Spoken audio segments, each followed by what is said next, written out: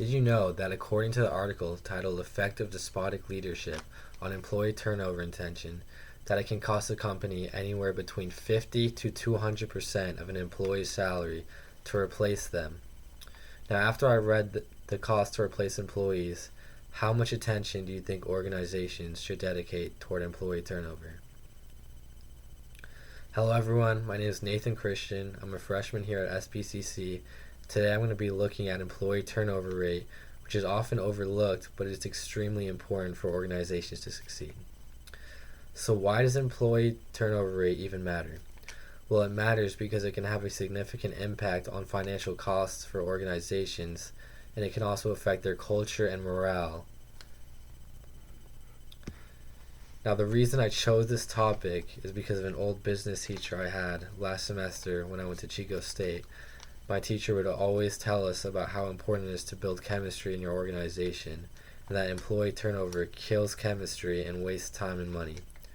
Now let's look at the negative effects of despotic leadership on employee turnover and employee turnover rate in microfinance institutions. In the studies, it proves this to be true, as it says the employee turnover rate wastes time and money training new employees and can harm the morale and productivity of the other employees.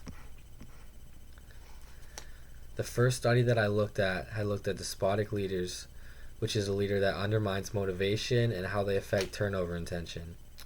It gave a survey to 240 faculty members and showed that there's a correlation between despotic leadership style and toxic workplace environment and employee intentions of turning over. Next, I looked at a study that showed employee turnover rate in microfinance institutions, which it may seem very specific, but I think you can apply what was found in this study into other organizations.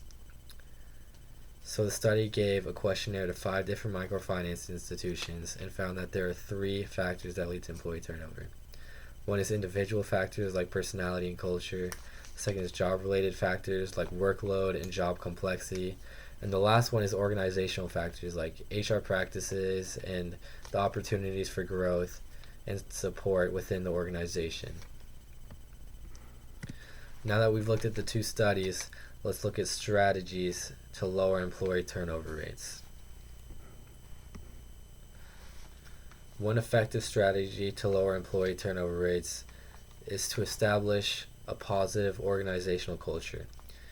In this study by Saritha, it shows that a supportive and inclusive workplace environment fosters employee engagement and satisfaction, which will reduce turnover and tension.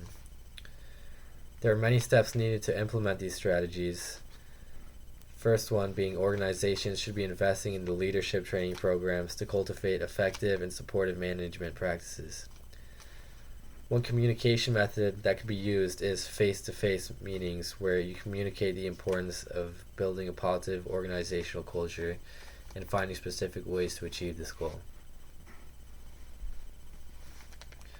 Another strategy is to implement flexible work arrangements. This things like flexible hours, compressed work weeks, and just being able to work from home, which can improve the satisfaction and suitability of different flexible work options based on their organization. This could be something just like a survey with questions to get employees' feedback and preferences.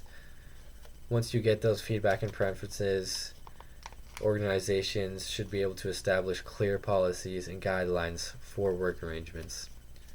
To make sure that it's implemented successfully, organizations should provide training and support to managers and employees on how to effectively manage remote work in a flexible work environment.